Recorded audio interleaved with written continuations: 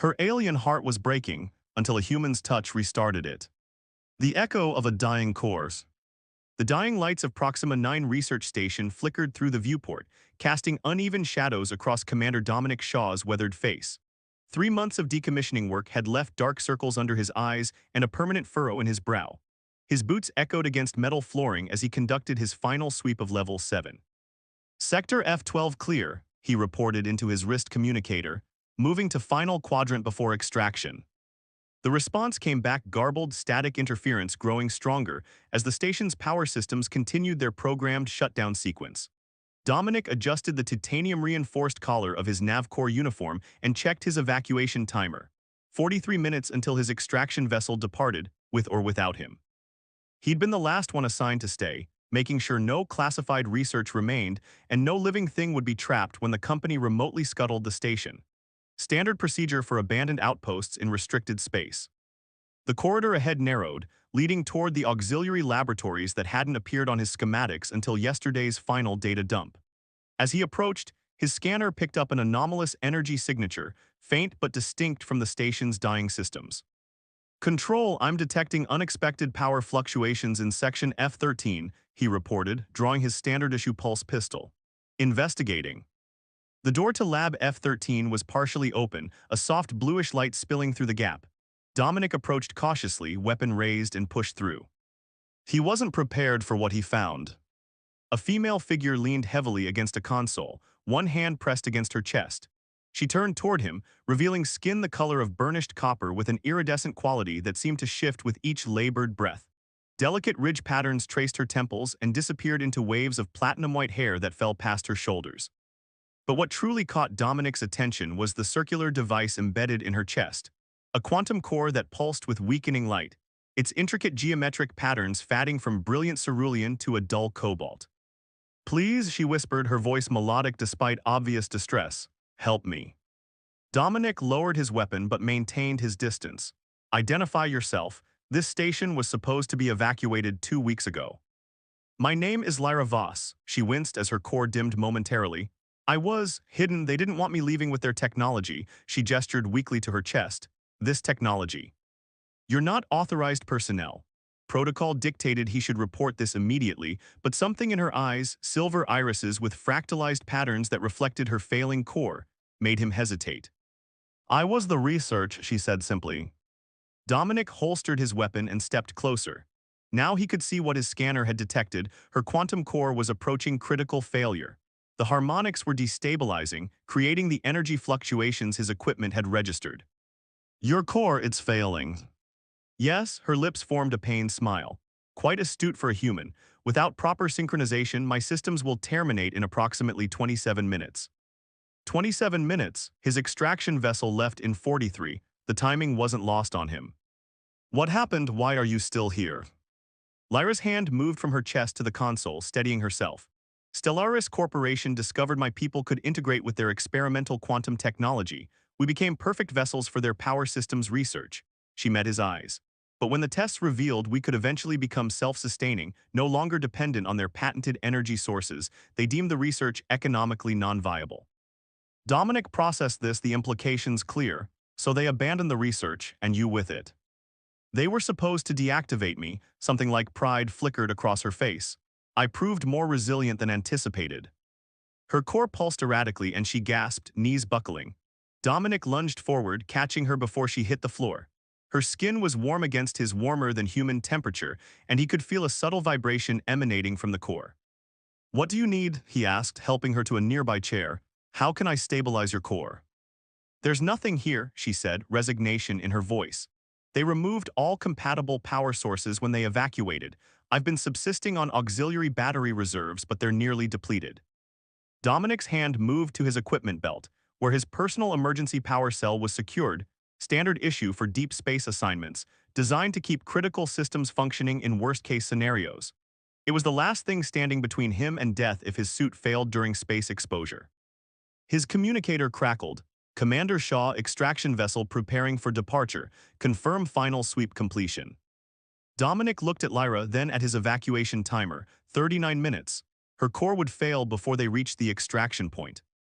"What frequency does your core operate on?" he asked, unclipping his power cell. Her eyes widened as she understood his intention. Commander, that's your emergency reserve, you can't. What frequency? He repeated. After a moment's hesitation, she answered.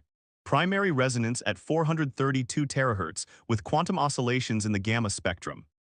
Dominic activated his wrist computer, reconfiguring the power cell's output parameters. This won't be a perfect match, but it might stabilize you long enough to reach my extraction vessel. The corporation won't allow me to leave, she warned. I'm classified technology. I'm not in the habit of categorizing sentient beings as property, Dominic replied, finishing the reconfiguration. This will sting. He pressed the power cell against the interface port beside her core. For a moment, nothing happened. Then Lyra gasped, her back arching as energy flowed into her systems. The quantum core flickered rapidly, struggling to integrate the unfamiliar power signature, then suddenly blazed with renewed light, patterns shifting from cobalt to a vibrant azure. Lyra's silver eyes glowed brighter, the fractalized patterns spinning rapidly as her systems recalibrated. Her copper skin seemed to radiate warmth, the iridescent quality becoming more pronounced. When she finally looked at him, something had changed. There was a connection, a resonance between them that Dominic couldn't explain but undeniably felt.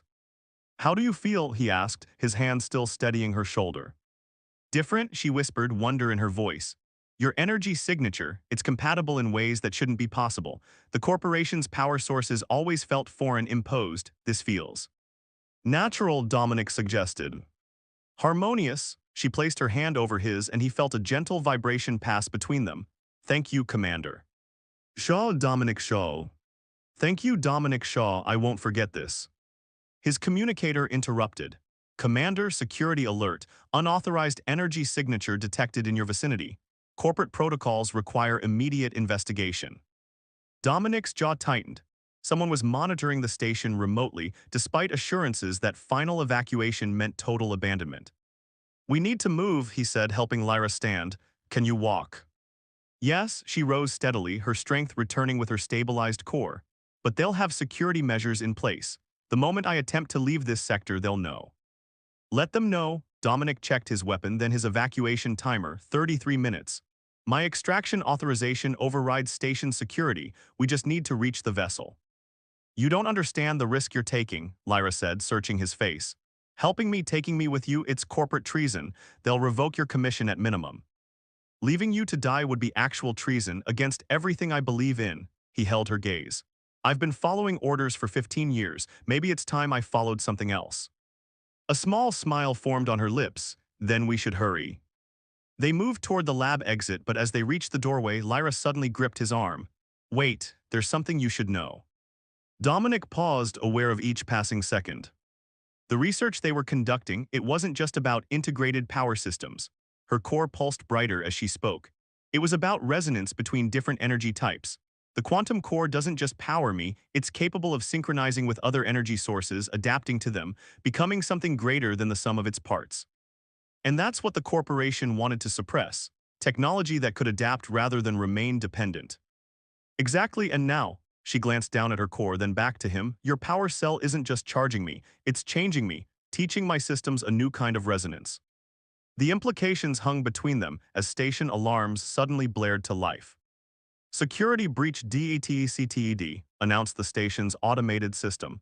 Unauthorized core signature attempting to exit containment zone, initiating lockdown procedures.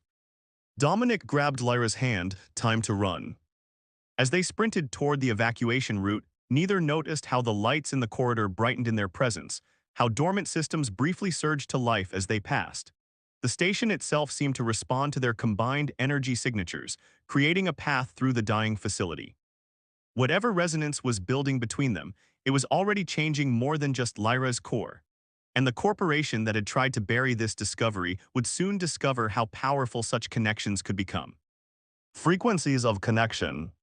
The extraction vessel's engines roared to life as Commander Dominic Shaw sealed the airlock behind them.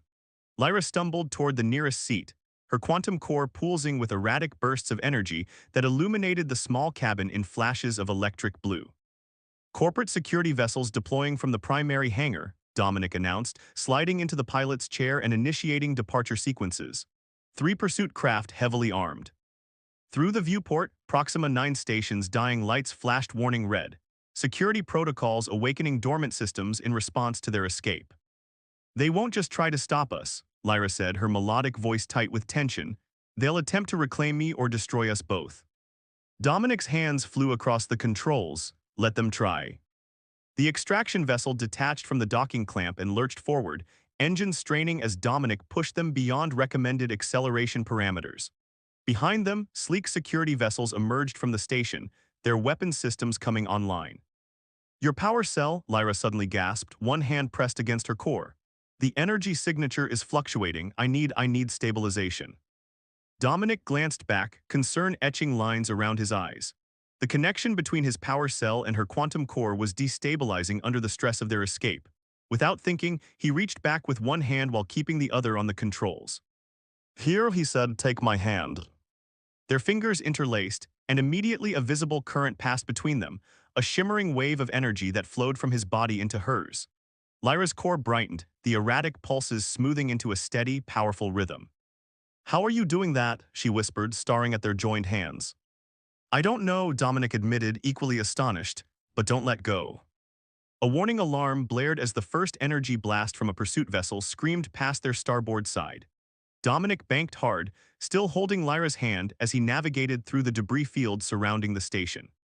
I can't fly one-handed forever, he said through gritted teeth as another blast narrowly missed them. Lyra's silver eyes widened with sudden understanding. The resonance, it's stronger than I thought. I might be able to, she closed her eyes, her core pulsing in a new pattern. Yes, I can interface directly with your vessel's systems. Before Dominic could ask what she meant, the extraction vessel's control panel illuminated with new life. Dormant systems activated, power rerouting through critical components as Lyra somehow established a direct connection between her quantum core and the ship's computer. How are you doing this? Dominic asked in amazement. Your power cell didn't just recharge me, she explained, her free hand hovering over the newly responsive console. It changed my core's fundamental frequency, taught it to adapt to human technology. I can feel the ship's systems like they're extensions of myself. As if to demonstrate, she closed her eyes in concentration, and suddenly the vessel's engines surged with unexpected power. They shot forward, leaving the pursuing security craft momentarily behind. The corporation never understood what they created in me, Lyra continued. They saw my people as vessels for their technology, but never considered what might happen if that technology truly integrated with us, became part of our evolution. A direct hit from a pursuing craft rocked their vessel, sending warning lights cascading across the control panel. Shield integrity at 30%, Dominic reported. We need to get clear of their weapons range. Lyra's core pulsed brighter. There's a way, but it requires more power than I currently have. She hesitated, I need a deeper connection. Their eyes met in silent communication, understanding passing between them. Whatever you need, Dominic said without hesitation. She moved from her seat, still holding his hand, and placed her other palm directly over his heart. Your bioelectric field, it resonates at a frequency complementary to my quantum signature, if I can synchronize them completely. As she spoke, her core began to emit a harmonic tone, its light shifting through spectrums as it sought alignment with his natural energy. Dominic felt a warmth spread from her touch, rippling through his body like waves across water. The pursuing vessels fired again, scoring another hit that sent them spinning. Yet instead of panic, Dominic felt a strange calm washing over him as Lyra's consciousness seemed to expand into his awareness. I feel you, he whispered in wonder. And I you, she responded, her voice echoing both in his ears and somehow within his mind. Now let's show them what true synchronization can accomplish. Their combined consciousness flowed into the ship's systems, Dominic's natural intuition for spatial navigation merging with Lyra's quantum processing capabilities. The vessel responded like it had awakened to new potential, its engines reconfiguring to emit an energy signature that matched the resonance building between them. The security vessels fired again, but this time something extraordinary happened. As the energy blasts approached, they seemed to bend around their ship, deflected by the unique harmonic field now emanating from its hull. Impossible, one of the security officers transmitted, their voice crackling through the comm system. Main vessel, we're getting readings that don't make sense. Their shield configuration is evolving. Dominic and Lyra shared a smile, their connection growing stronger with each passing moment. Through their merged awareness, he could sense how her quantum core was not just adapting to his power cell, but learning from it, evolving into something neither human nor alien technology had ever anticipated.